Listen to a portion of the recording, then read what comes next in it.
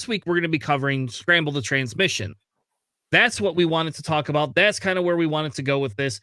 And we wanted to continue our Academy 101 series.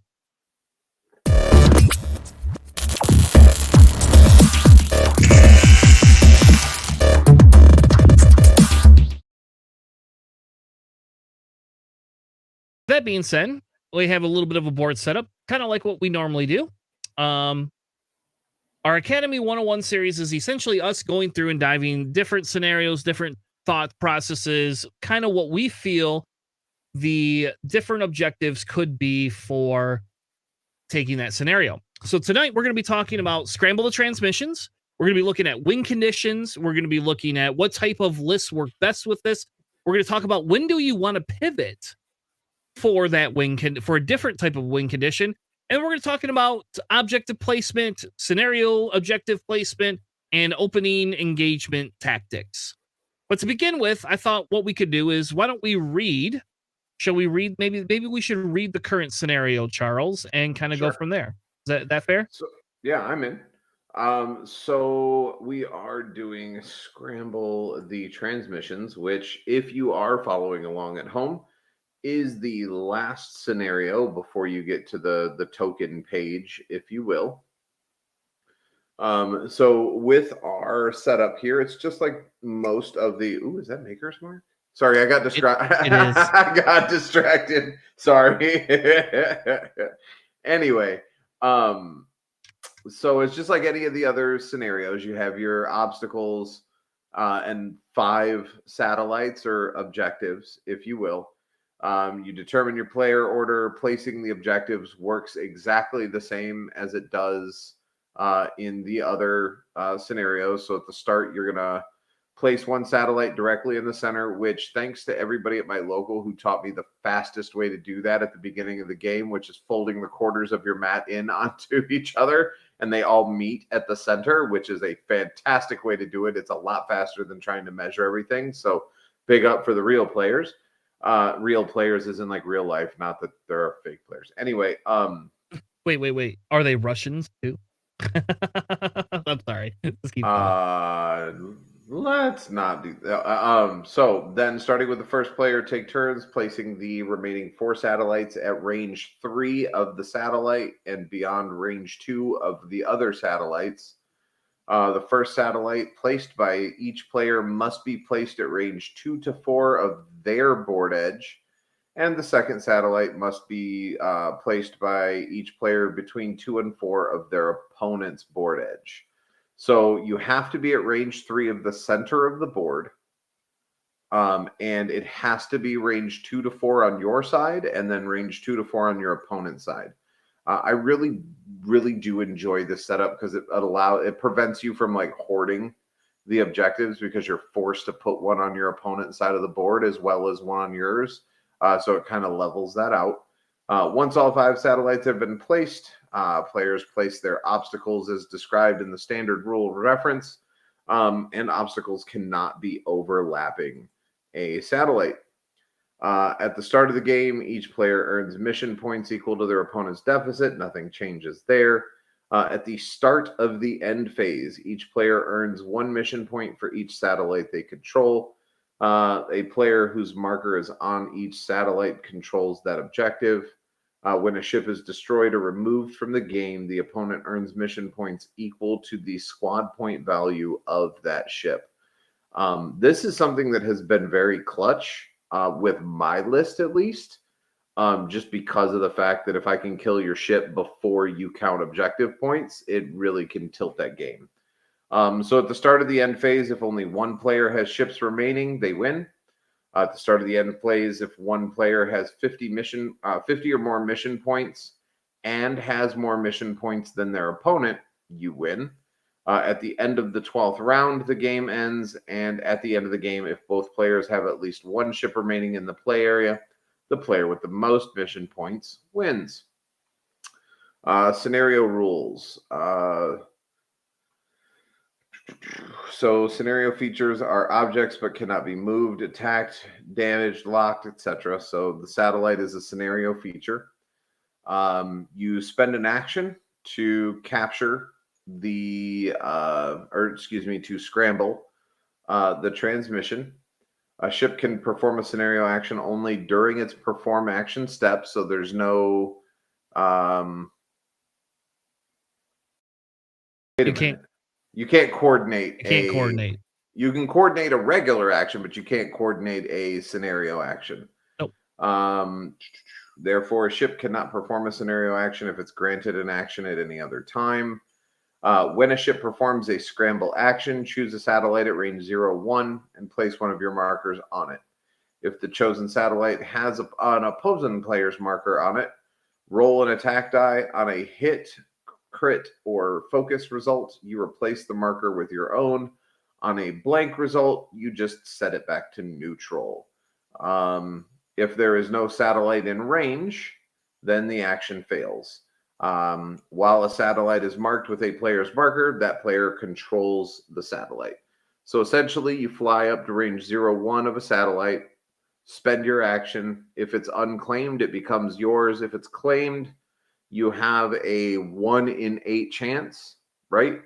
Is it one basically blank? You get it. Or 2 in 8 chance. Yeah. Don't say that. Don't do that, because you tempt the dice gods. I have rolled more blanks trying to take a satellite from somebody else, hoping that this would win the game for me, and just have it just drop to neutral condition. So I would love to say that, yes, basically you're right, you get it. But I think there's a 1 in 4 chance, which is 2 out of 8 sides on the die that are blank. So there's still a 25% chance that you screw it up. Yep. But on the opposite side, the other thing that you're doing, though, is you're giving them, you are taking that point away from them at least. So you're right. There is more than one time I scrambled a transmission against JJ and rolled a blink, and but at least it took 1 point away and made my suffering last an extra 5 minutes, 5 to 10 minutes longer.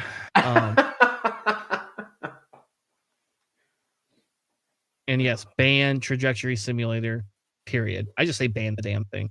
That's what I say. All right. So that's kind of the scenario. So we have a board set up here. So there's a lot of different things to talk about with this, right? So where do you want to place your objectives? What types of lists do you want to run? Where do you want to place your obstacles? And yes, I kind of preset some things up. And yes, none of the ships really match, but they're there just for being pretty sake, right? So the idea with this one, and this will kind of depend a little bit on your list, but when we talk a little bit about, where do we want to put, lists, like what do you want for your list, to run, where do you want to place your objectives, depending on whether you're first or second player will kind of depend on it, right? So obviously you have your center objective here, no big deal. That's always in the center. If you are the first person playing, you have to decide, hey, do I want to keep my token away from the rest of them, or do I want to put it closer to them, right? So in this instance here, these two are placed closer together, whereas these are a little bit farther apart. So you have to kind of talk through, on your world, like thinking, where is the best piece? So for example, with the Soontir Fell, and let's say you're flying against bigger base ships. So let's say you are going against this crappy Mist Hunter that nobody will ever fly unless they make them a million times better. Forlom is a good Mist Hunter pilot, but no, they're terrible ships. So here you have, Soontir Fell saying, I'm an I6. I could take this scenario. Then I can zoom past everybody and take this objective, right? So in your world with Soontir Fell, if you're first player, you can place yours relatively close to the back end of it, or again, like over here. But if you want to prevent your opponent from being able to put theirs towards the center, you would then move your list right here, your objective, closer here. So if you're first player, you're like, I'm going to put mine closer because I know Soontir Fell is going to be able to. And that way, if my opponent chooses this side of the board to start placing his with, right, he's going to have to place it towards the back. Now, bless you. Excuse me. And again. Now, if you don't have a fast ship, you probably don't want to do this. But if you do have a faster ship, and you know you're going to place your ship on this side of the board, the idea would be that putting it here forces your opponent to put it back towards the end of their area. right? So if your Soontir fell and you're like, I'm going to come in here, I'm going to take it and I can run away, or I'm going to take it and I'm going to boost past. And I got a sensitive controls, Soontir fell, so I'm going to be able to do my shenanigans, which we all know what those are, and then I'm going to be able to boost and then fly it past you on top of that, and then take this objective. In 2 turns, I've had the probability of taking those 2 objectives. Now I have left this area open for you to come in and take, but putting your objectives with a fast ship to force the opponent to put his out of place, by the time this Mist Hunter gets around to actually come back to this objective, it's never going to happen. Not in a 5-round game. Never. Now, on the opposite side of the fact, right? If you are not running a bunch of fast ships, but your opponent is, you would want all of them placed as close to center as possible. And hear me out. I say that because you can still come in, be at range 3, and unless your opponent comes in range 5 and then has a million ships on you, you can still be far enough back that they're going to be taking pot shots, if any shots, and you can still take your objective. But then it leaves it closer to that center so that you guys fight over it.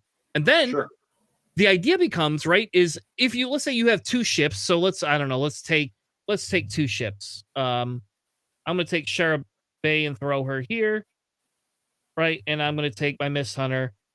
If this objective is closer to center, right? And you come in, you take your objective, you take this objective, then you can fly past here and take this objective for your next round. Same thing with Shara Bay, her being able to kind of come in, do her little angled maneuver. And I can't seem to pick her up. So she can then do the same thing, kind of do a bank out and take that. But the idea has to be, if you are doing this that way, if your opponent is like, well, screw it, at this point, we're gonna aggressively, like, I'm gonna try to go in. If you roll second player,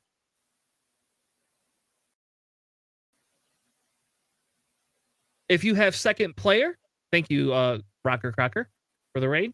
If you have second player and the opponent comes in and takes those objectives, you can make a decision. Do I want to take these objectives here? Or do I actually just want to attack and kill things? You now get that ability when those objectives are closer. So Charles, in your world, in your thoughts, like how do you see placing these different types of objectives? You have different thoughts, different opinions. So for me, and I just want to point out that as we talk about this, for 2.5 on the physical, I've only flown 1 list. It's 3 large base ships. So normally what I try to do, because of the way that you are forced to lay out the objectives, right, in order to be in line with how they want you to set them up, I normally will set up, if I have, and I'm just going to take Dengar and I'm going to copy him. Okay. Fair enough. So that I can get 3. Yep. So I normally, let's pretend this is the Falcon. I normally set the Falcon out here. I will set 1 up for center board control. And then that's normally the Gauntlet Fighter. And then depending on where my opponent has placed his or her ships, I set Bosk up to either run center down this lane here, which is normally open, or to run exterior. And I bring in here to try and take, because with the Gauntlet, I can do a 4 straight, right? Which is a pretty big maneuver with a big base ship. Yep. And I can get to about here or so. I will use Bosk to try and bounce out to grab something out here, but I can do a 1 or 2 straight with the Falcon to get within range 1 of this. But then the next turn, I can do a 3 straight, a 4 straight, or even a 3 bank to start curving around to get this. So I use the Falcon to kind of skirt the outside, and then I use Bosk, and in this case it was my brain is not functioning. You had Rook, Bosk, and Yeah, Lambo. Rook, thank you. And I use Rook because if you decide to shoot past Rook, Rook has front back arc. I can still shoot you. And the Falcon has left right arc, so I can still shoot. And Bosk having the 180 out the front, Bosk is my only concern because if you get behind him, he just crashes. He just burns. But with the other two ships, because of being able to rotate front back or left right, and being able to cover front back on the other, it does give you an insane ability to just control where the objectives are, because your opponent is so busy trying to arc dodge that, you know what I mean? The only downside, though, is that doing that red zero stop only works if you have the Contraband. The contraband cybernetics. And I'm trying to work on a way that I can fit Jabba into that list, because you can run Jabba on the Falcon. You can fit Jabba into Bosk. And if you work in the upgrade that removes the bombs in place of like an extra cargo or an extra crew slot, you can run it on Rook itself. So being able to run Jabba on any of those three ships, and if you can keep them close enough, you can restack that contraband so many times that you can just park on an objective and dare someone to fly in with that gauntlet. Yep. So let's talk a little bit about obstacle placement. And in this one, really the idea is maybe blocking off lanes, right? You don't want somebody to be able to come in and take this objective, right? And then be able to fly right into this objective very easily, unless you could set up a kill box. So in this instance, you're going to be wanting to be more advantageous to put something here to kind of try to prevent them from being able to do that, right? And that's the big thing, is how can you prevent them from being able to go side to side on the board? That's really the big thing. With here, I'm not going to be able to take. I could take this objective, and unless I start on a big angle, which then telegraphs my moves, I could come in here with Shara Bay, right on that angle. Boom, take this objective. Then I can shoot all the way into here, but I'm probably not going to be able to get that center objective unless I have a lane. So when you are thinking about putting your objectives down, you want to, the lanes you want to create towards the center forces them to go on an angle, so it forces you to know where they're going to be. Because if they tell, like, and with Charles, for example, with Charles's list, if that's telegraphed and they put Shara Bay on an angle and you see that they're going to come take this, and then they have a probability of coming in here to take this one. I mean, Charles lining his five shifts, his three shifts, he wishes, his 3 shifts up. God, give me 5 big bases. No. Oh. No. How about this? Even if you could get a Hav and a Drew in there, that's still too much with all those ships. Anyway, I'm just saying is, if with Charles lining his stuff up here, even with his Falcon on this side coming up like this, it's inconsequential, folks, because he's going to be able to still just rotate his arc and shoot you. So yeah, if you come in here with Shara Bay and you then decide, instead of taking this easy center lane, you're going to kind of churn in and you're going to kind of come boom, you're going to go to your right to try to take this. He's just sitting here. He's either going to fly past you like this, or he's going to fly right in front of you and rotate his arc. And he's got you. And he's still getting his shots. So like with Charles's list, who just wants to murder things, that's what Charles is trying to do. But facts.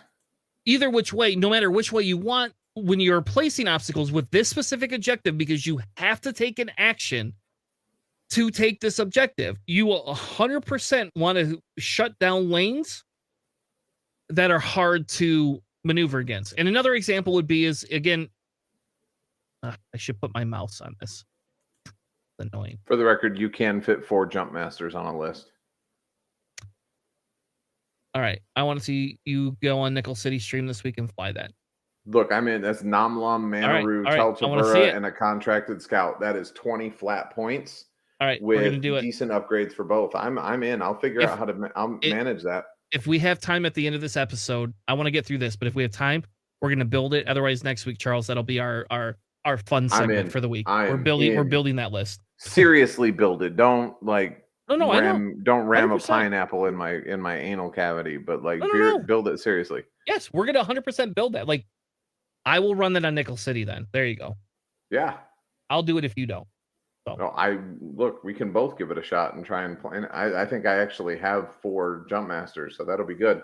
I do not. I have 2. Okay. I can thank John for that. John sent me a couple that he had like test painted and didn't like the way it turned out, so I just have extras. All right. So anyway, back to the scenario piece of it. Sorry. So, you're fine. So if you're the opponent going against somebody that you know is going to take up the majority of the board, you want to put your obstacles here to start opening a lane. So if I'm right here and I see my opponent put an obstacle here in front of the objective on my side, instead of my first obstacle being in the center of his, I'm going to go ahead and try to block off this lane here so that he can't get this objective and then fly in very easily. And I know this is kind of rough placement, and I know people would do a better job if they were doing it for real, right? Oh, sure. But this is roughly where I would put it so that it forces them. Oops, not right there. Back it up a little bit. I think that's the song. So it forces them to make a decision when they come in here. Come in here on a slight angle and telegraph my move or not. And even if I'm Charles, especially if they put a debris here, I don't care. It's inconsequential to some extent for me when it is like that, right? Like, I'll fly through anything if I have to. And if I'm a large base, I'm less scared of flying through obstacles now than I ever used to be. But you can ask JJ, it didn't benefit my stupid Bo-Katan's hand a couple of times. But I'm less scared.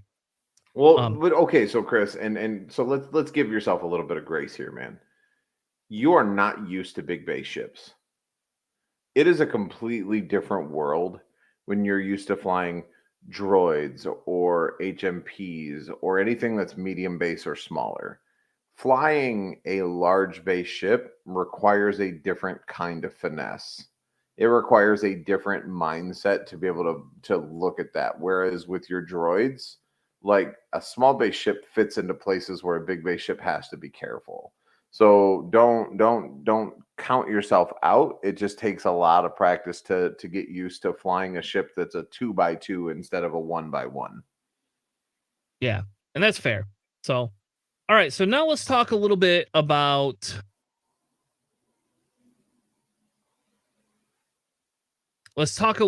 now about types of lists that are successful. So the verse archetype, and again, we're not going to, so just so you know, Charles, we're not going to get into specifics for the list. What we're going to do is kind of rank a style of list. Sure. And then what we do from there is we're going to have a breakdown episode once they release the new points and talk about if those list styles still fit with current list points. But the idea is we didn't want to go, well, I want to take 4 B-Wings or 3 B-Wings and 2 shitty other Rebel ships and call that archetype and then say, like, that's going to be what's going to win, right? Because if they go up in points, it just ruins it. So we talk about beef lists, we talk about kind of middle of the road lists, all encompassing, large ship, kill everything lists, that type of a thing. So right.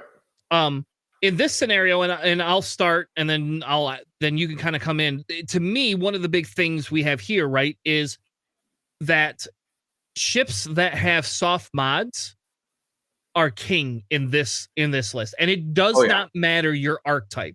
Like, you could be the high flying aces list with a bunch of agility and a bunch of force. It does not matter. You could also be Charles's list who gets soft mods through Zam. Because by the way, Zam is insane in this meta. I hope Zam does not go up in points because I'm very worried about that. But anyway, Zam is great in this meta. And like, even against JJ, I was able to use Zam on every turn but one. Every turn but one. To either get target locks or to recharge Zam. And you want to know the best part about Zam is you can fly out. They're going to go, you're a big base ship. We're not going to shoot you. Well, guess what the bottom of that card says? Oh, Yeah, if I choose the right card, I still get a shot if you choose not yeah. to shoot it. And if I choose the right card and you don't shoot at me, I get to recharge 2 charge tokens. It's a gamble, but I will tell you that gamble has paid off 75% of the time for me. Not that it's changed my games, but it's still paid off. Like, it still works. So, you know, and I will say another ship, and again, I've mentioned this. I love the Gauntlet, but Rook being able to choose to take the not the deplete, the strain token in order to have a passive mod, in order to have that mod that allows my dice to switch. Again, it's one of those things where Lando having the ability to re-roll dice if he's unstressed, Rook being able to roll a full string if she has a focus or a force, because I have Ahsoka on her, or not Ahsoka, but I'm running a force carrier. So I have force as a native mod, and then I have the ability to take a strain, which allows me to change a second die. So more often than not, I'm rolling one hit, one blank or focus, and then one blank or hit or focus on the third die. With the force point, I can change one, and the strain allows me to change a blank or a focus. I'm rolling 3 dice, and I didn't spend a single action on any sort of mod. I can spend actions to try and scramble the transmissions. I can spend actions on the other ones to try and, pick up the cargo, to do whatever. So having, like, again, Lando has the built-in reroll if he's not stressed. Rook has built-in passive mods. Bosk, don't even get me started. Bosk is just stupid with Greedo and Zam on him. Like, just being able to rock as many passive mods and auto crits as I can, and being able to spend, especially with Gamut Key on Bosk, being able to hold circular tokens and, do all this. It's just the number, like you said, passive mods are king in the current meta, because I'm free to spend my actions to change things on the board versus having to balance whether I change something or I take a mod. Yep. So in this scenario, the first piece that we talk about, right, is the passive mods. So no matter what list you have, anything that has passive mods is 100% going to be like ahead of it. So now we talk about these other types of lists that kind of fit into them. In this case, I think really one of the better lists is the higher ship count list and a high agility type list, right? So a higher ship count list has the ability to go take one of those satellites and run away and take another one and take another one. Because we haven't talked about the wing condition, right, specifically for this, but the wing condition, the bigger wing condition for this is not as much killing the ships. And this one is it is being able to take and scramble the transmissions from your opponent, because it will keep the ability, if your opponent does the same thing you're doing and just goes after objective points, right? It's going to keep the objective points down from each side. And then you're kind of at a neutral standstill per se, right? And then it comes down to maneuvering. In Charles's case, and I don't mean to pick on Charles, but in Charles's case, good, man. Bring it. Things, Charles can take his satellites, but Charles can't turn around very quick. So if Charles plays against a list that has, let's say, 5 fast-moving Republic ships, and we'll just say no Hawk, but 4 Jedis and Contrail, because you can fit that. They could fly past, for example, Bosk, and you know how long it's going to take Bosk to turn around? 2 turns. At minimum. Yeah, that's 2-3 hards, and hope to God there's no there's no obstacles in the way of either of those. Yep. And if Boss goes to the other side of the board to take the objectives, now Boss is putting himself so far out, it's a 7-point paperweight at that point. Right? Yeah, yep. Sure, you can't kill him and get 7 points, but really the win condition for this scenario specifically is being able to take objective points and not die. So a high agility, medium count ship list to a medium agility, high count ship list will take the hands down and win. Mm-hmm. They just will. Charles's list, I guarantee, struggles in this format against anything that has a lot more ability to maneuver than he can. Even his Han only kind of come, or his Lando can only kind of come back around. Like Lando can do it, but it takes a little bit longer, and he's not getting as aggressive as shots. Even if he puts trick shot and everything on him and just maxes him out, he Yeah. still struggles to take your ship off the board when you run away. And I being mean, able the to only take your, thing, the only benefits that I have against maneuverability are the Falcon having the sloop and the rotatable arc, and having the ability to do the 90 or the 180-degree turn, with the gauntlet. Like you said, with Bosk, if people get behind him, he is a paperweight. So Bosk has to slow roll or find a way to come in on the side of the board and then slow roll at that point to try and keep as many ships in arc. Because even at range 3, Bosk with Greedo is still is going to be a guaranteed crit almost every time. yep. Now, whether it gets through or not is a different story. But if it does get through at range 2 or range 3, that hurts because that crit then becomes 2 hits, and that damage can add up. But yes, you were right. It takes forever to turn around. It takes even longer to get past that. And there's just a whole bunch of nastiness when you're dealing with multiple ships. Like I've played against people where they pick up the satellites, and then because they don't have to worry about it anymore, they bring all of them to bear. And you get 4 ships, 5 ships pointed at a big base at range 1, you're going to melt that big base just because there's no agility. Yep. Now, luckily with the gauntlet, I get 2 dice as opposed to the 1 that I get with Bosk or the Falcon. But still, it hurts if they focus fire on a large base ship, they die very quickly. But they've wasted an entire round of combat. So if you can't balance the ship count very quickly, this gets out of hand very fast. And that's why in this scenario, anything with soft mods, King, secondary King becomes anything that can move fast, has a decent amount of agility, and can fly past most other lists. And again, if you have 2 lists that are both high agility, fast moving, and they face off against each other, they can essentially go take objectives and run away. And there could be almost no freaking engagement for the scenario, which we all know that AMG claims that's not what they want, but that's like this specific scenario, that's what it feels like. Oh, And sure. this is the scenario I hate the most out of all of them. Like in terms of playability, this is the easiest one for me to play, but it is the one I hate the most for all of the lists. I do not like this scenario really that much compared to the other ones. And it's just been the more I play. But anyway, so let's kind of go back. Let's go back. So JJ kind of gave us a couple of examples where he said any lists that have coordinating abilities he feels are kind of king. Passive mods, he agreed with us. And then he says anything with higher initiative ships.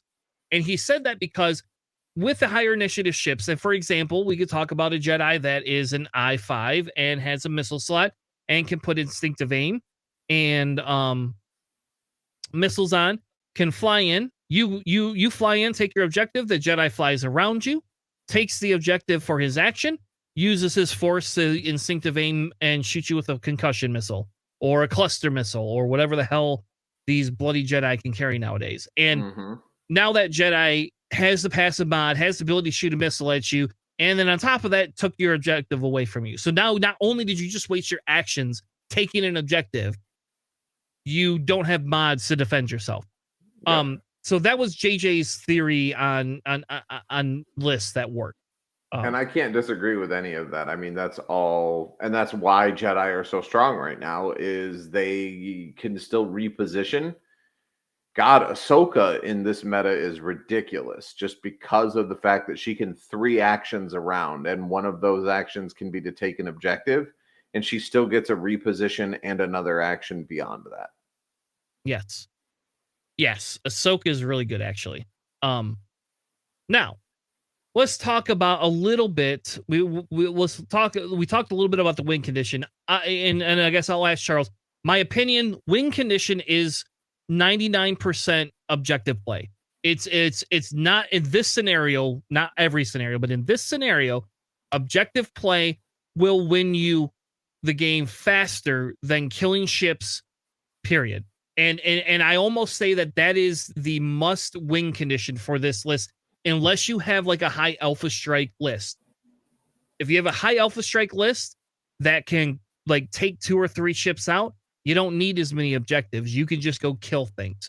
But again, we go back to Charles's 3 ship. Even if he had 4 ship scenario list, his ability to kill things, he's not going to be able to kill things that are fast enough to get away from him. He probably could kill stupid droids. You know, that's probably what he's good. He likes doing that too. So the first time I flew my list, I flew against John. John flew, I think it was like 5 or 6 interceptors, if memory serves. And essentially what happened is first round, I took 2 objectives. He took 3, right? That gives him a 1-point buff. But then during combat, I was able to kill 1 of the interceptors. Well, that gives me 3 points. I've leveled his 3 that he had. The next round, he flew in and took 1 of mine, but I flew over and took 1 of his. We went into combat. I was able to kill another interceptor. So now we've gone from a 5-on-3 to a 3-on-3. Now, yes, he's gained 1 point over me each round because he's had 3 objectives to my 2. But he's also down 2 ships. So while he has only scored 6 points the entire game, I have scored the 6 points for killing the 2 ships plus 4 points for 2 objectives each round. But while John is at 6, I'm now at 10. So I would say that sure. But if you were to face off against a Jedi list, I guarantee you would get decimated. Like that Jedi is not going to pop like an interceptor is going to pop. And that Jedi's going to fly past you and take it. I'm willing to try it. My list has been pretty successful overall, just because of the amount of the amount of ass that you got to chew through to get one of my ships off the board. You know what I mean? So they're always there. If I've only got to deal 3 damage and I have 3 ships that are rolling 3 to 4 dice, depending on your distance to me and where you're at on the board, that is the potential for 9 to 12 damage being thrown at you that you have to hope your dice allows you to dodge, or I'm taking something off the board. And unless you're going to win in 3 rounds, which is not possible, I think the fastest win you can get is 4 rounds, right? That's 5, 10, 15. Yeah, 4 to 5 rounds is going to be your average on this. If I can level that ship count. And that's the hard part. And I'm not going to say that I can always just decimate Jedi. I can't. But if I can get a good swat on a Jedi and I can hurt it so that it starts to run and starts to worry less about the objectives and more about its survival, yeah, I don't get the points, but it's not playing the game anymore.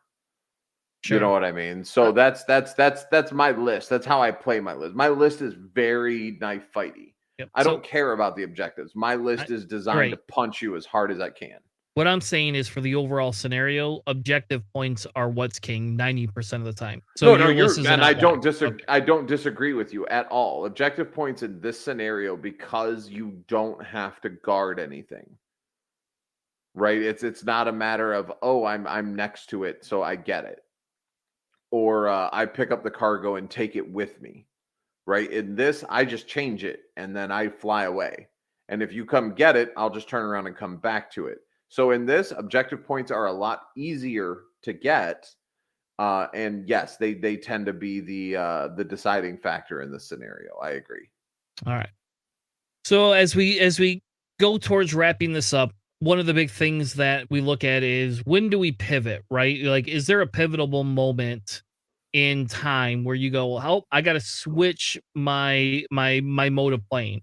So JJ sent me a message and said that he believes that if there is a higher costed enemy ship, that you have the probability of taking off the board that round. Now, that's not saying if it outmaneuvers you. If it has a probability of outmaneuvering you, don't invest in killing that ship.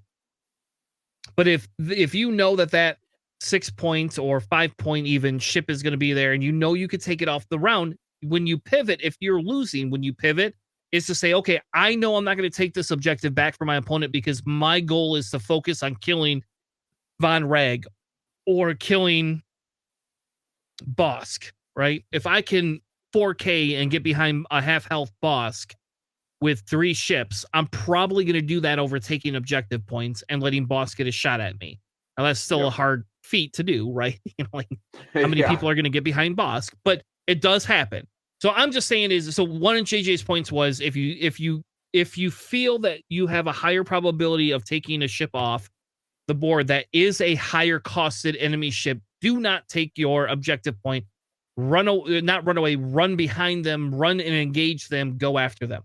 He also says that if you are behind, but you have the similar amount of ship points, consider taking the isolated objectives away from your opponents versus the ones close to more ships. So in this scenario here, we have all these ships around this objective. If Grievous is over here on the far right side, on the very far end of your thing, instead of having Grievous come in and attack, let's say, this guy, right, where he would normally come in and try to go after the Mandalorian, have Grievous come through here and take the objective point.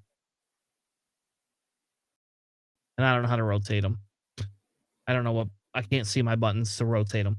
But however you rotate Grievous so he gets a shot on the Mandalorian here, he would then be able to take the objective point and then rely on his passive mods to go after. There you go. Thank you. To go after this Mandalorian ship here, who's going to probably take this Ezra off the board this turn because that's what Mando does. Anyway, but that's what JJ is saying is if you have similar ship counts, go after the objective points that are more isolated because there's no other ships over here that's going to come back and take that specific objective. So take it and then force your opponent to come back to this objective to take it away from you. He also says that isolating enemy ships that have spent actions on taking the objectives is that's what you do. That's who you go after. So in my scenario, for example, when I was flying 2 droids next to each other, a bomber and a Trade Federation drone. The bomber, because I had independent calculates, I couldn't share my calculate. The bomber comes in, takes the independent calculates. The droid comes in, takes the objective. Then he has to make a decision. Do you go after the 5 health, 2 calculated ship, or do you go after the 3 health, basically dead in the water ship? And that's the idea. When you're behind, you can then avoid taking an objective to take your mod and go after that specific ship. Mm-hmm. In your world, Charles, and anything you see as a pivotal moment, something that you feel would be when you would want to change your play style. So I'm going to start by saying that I am an outlier in my thought processes. Because for me, no. There is never a point. I'll be honest, I don't play scenario play the way it should be played. I use them as a way to get a couple of early points, right? Like I'll go for the center if I can. I go for the 2 that are on my side of the board, and I try to take at least 2. If I can get a third, great. But beyond that opening 1 to 2 turns where you're, in original old school X-Wing 2.0 pre-scenario X-Wing, whatever you want to call it, that was just, kind of moving in to try and find the engagement that you want and, wasting 15 to 20 minutes, is one of those things where I take the points, but my goal is to destroy your ships. Always, always, always, always. There's very rarely that I'm like, oh, I have to get these. I don't start going for objectives until I have you on your heels and I can take them because you're busy running. Right? If you have to choose between facing my ship to take an objective or surviving, I'm winning. Because if you face my ship to take an objective, I'm going to make you regret it. Period. End of story. If you joust Bosk, God help you if you get in my marks, if you get in my bullseye arc. Because that's 2 crits one's going through, the other's getting dropped down to 2 hits, right? That's a potential of 5 damage in a round. That will cripple most small-based high agility ships. Beyond that, with Rook, I'm rolling 3 every round, maybe 4 if I'm lucky. And with Han, if you're dumb enough to stay or not Han, Lando, if you're dumb enough to stay stressed, I get an extra die. Now I'm rolling 3 more. You know what I mean? I'm gonna make something hurt. I'm gonna make you choose the objective or teeth. So if I can keep you away from those objectives and chip away at your ships, then I win. And more often than not, that list has been successful. There have been a few lists that have flown around it. Most of the wins have been people that have done exactly what you said. They try to do the 4K and get around Bosk and take Bosk off the board. Because without that teeth, my list struggles to put the damage out as high as I need it to. But overall, no, there's not a pivot point for me. But again, I'm an outlier in this situation. I don't pay attention to pivot points in board state. I want to point my front arc at a ship, and I want to roll dice to try and destroy your ship. If I can do that, I win. If you have 5 ships and I kill 4 of them, that's 4 points a ship. That's 16. I know I've scored at least 4 objective points during the game. I win. Unless you outpace me so bad on objectives, it's not funny. But again, depending on how I place my ships, if you're going for objectives, you're eating dice. That's how I've been successful with that list, but that's my play style. I play very old school X-Wing. I don't care about the scenario. I play the same every single game, whether it's Scramble the Transmissions, it's the cargo one, it's chance encounter, whatever the case is. I have the same basic strategy over and over and over again, and wash, rinse, repeat. More often than not, it works. All right. Well, as a reminder, everybody, this has been our Academy 101 segment. We've been discussing 2.5 scenarios. We're looking at win conditions, what type of lists work best, when is your pivot to different win conditions, an example of opening engagement tactics, and different things that you can do to stump your opponent. This has been Scramble the Transmission, and we have been able to cover this specifically so that we can make sure that you get the information you need. Next week, we're going to be covering chance engagement in the exact same format.